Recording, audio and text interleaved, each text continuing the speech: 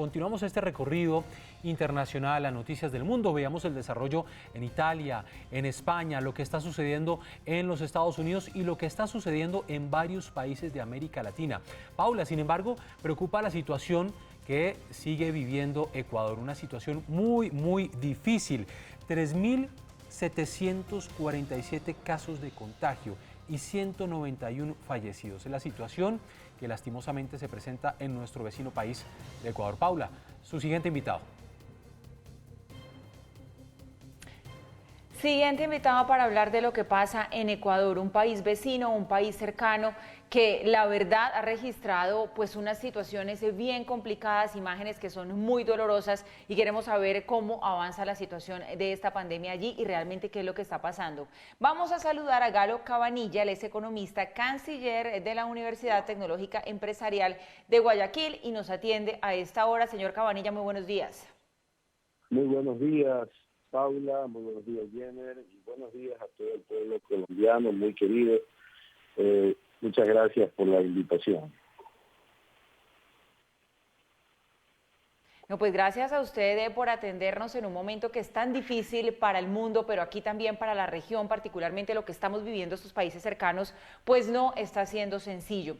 Quiero preguntarle cuál es la realidad de lo que está pasando en Ecuador, porque esa es una duda que persiste. Como ya lo comentábamos, hemos registrado nosotros aquí en los medios colombianos, pues unas imágenes muy dolorosas de cadáveres en las calles, de personas que mueren en sus casas, pero luego sale el presidente Lenín Moreno, dice que estos son noticias falsas, pero a la vez reconoce que estas cifras reales de muertos y de contagiados por el COVID-19 podrían ser mucho mayores que las que están en los registros oficiales. Entonces, ¿qué es lo que está pasando en Ecuador?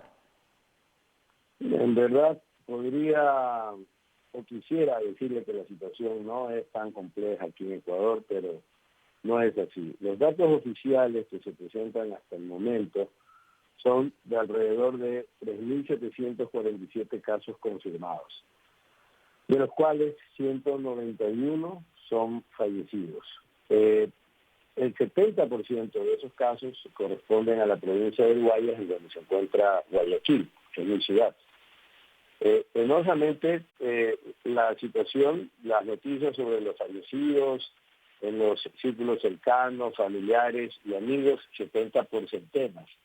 El drama de la familia que no tiene dónde dar cristiana sepultura a sus muertos y los mantienen en sus casas o en las veredas de la ciudad es desgarrador. Si bien es cierto, ya se han tomado algunas medidas en ese sentido, sin embargo, todavía permanece la situación vigente y la indolencia y el lavado de manos por parte de las autoridades es aún más nefasto. Asimismo, hay funcionarios que han manifestado que la situación está bajo control, pero otros han hablado incluso de la necesidad a veces de fosas comunes para el caso de los muertos.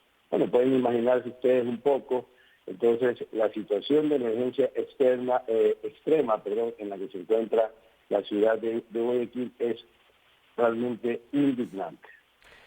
Doctor Cabanilla, esa cifra que hemos manejado de 3.747 casos de contagio y más de 191 fallecidos, como usted muy bien lo dice, es la cifra oficial. Desde su perspectiva, ¿cuál sería una cifra que se estuviera manejando? ¿Serían muchísimo más las personas contagiadas o las personas inclusive fallecidas que tenemos en Ecuador y que no conocemos en estos momentos? Pero yo no me atrevo a dar cifras porque es un tema demasiado delicado. Son muchas más, eso sí lo puedo garantizar, porque se ve pues en las calles, eso no hay que, ahí sí no se necesita ser experto. Sin embargo, sí es irresponsable no haber trabajado con cifras oficiales certeras, porque en función de qué entonces se está tomando las decisiones en el Ecuador. Eso es lo discutible y lo malo de parte del gobierno nacional y de lo que indica el presidente de la República. Sus pronunciamientos y las acciones del gobierno han sido por demás tardías. No se ha aplicado los recursos necesarios para poder salir de la crisis.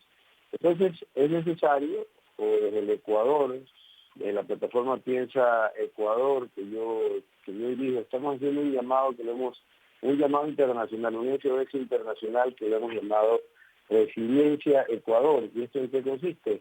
En convocar a una serie de expertos, a personalidades de la academia, científicos, profesionales, para que, partiendo del hecho de que ni siquiera contamos con las cifras reales de la emergencia sanitaria, lo cual no nos permite dimensionar y aterrizar las acciones pertinentes para afrontar el problema, se realice un trabajo en este sentido, ¿no? Primero, dimensionar adecuadamente la cifra, saber cuál es el número, cuál es la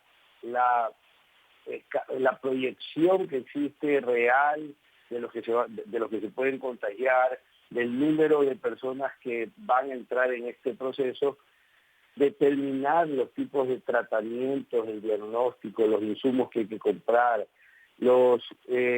ver qué tipo de hospitales se necesitan, etcétera. O sea, dimensionar el problema para poder pedir una ayuda internacional, que es lo que necesitamos en este momento en el Ecuador.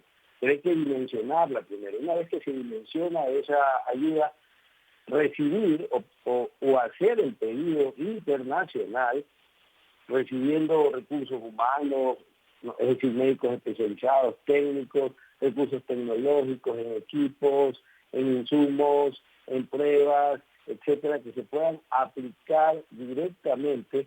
Y pues ahí viene el otro problema, porque el otro problema que tiene que ser parte de la solución, en cambio, es cómo se va a administrar esos recursos o esa ayuda internacional. Y esa ayuda internacional debería ser administrada por personas competentes y por lo tanto deberían dar un paso a un costado aquellos que están en este momento en el gobierno y que no han sabido manejar la crisis. Pues ahí tienen ustedes la situación en nuestro vecino país. En el Ecuador es Galo Cabanilla, economista desde este país, Ecuador, que está atravesando por una difícil situación en esta pandemia del coronavirus, como tantos otros países en el mundo. Señor Cabanilla, gracias por estar en Redman Noticias. Un feliz día para usted. Muchísimas gracias, buenos días también, que Dios lo bendiga.